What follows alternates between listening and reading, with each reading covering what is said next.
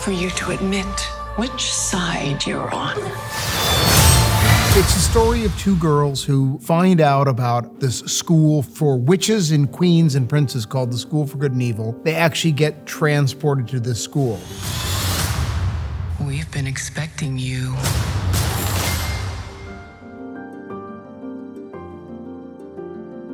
In cinematography terms, the School for Evil would be low-key and the School for Good would be more high-key. And the look is very fantastical. It's very bold and it is not restrained. The only real color in the School for Evil is skin tone. Most of the characters were wearing black or very muted colors. The light was this cool moonlight coming in. Other than candles, there wasn't a lot of warmth. The School for Good is very rich with golds and oranges and all kinds of earth tones. But the light was more flattering, right? It was about, these are all princesses and princes.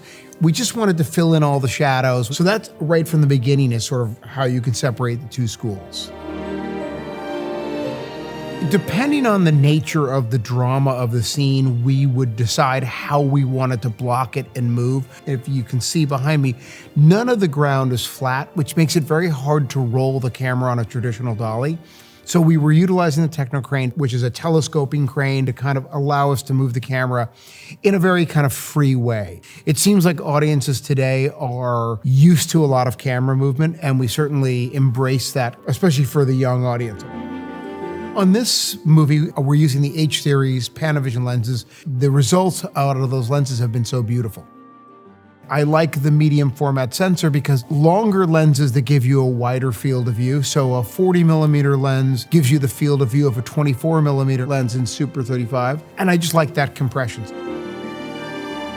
The DXL2 allows me to shoot it at 8K and then super sample it down to 4K, which is both good for visual effects because it gives them a higher resolution image if they have to pull mats. The other thing is when you super sample down, you lose all the noise. So it's kind of the best of both worlds.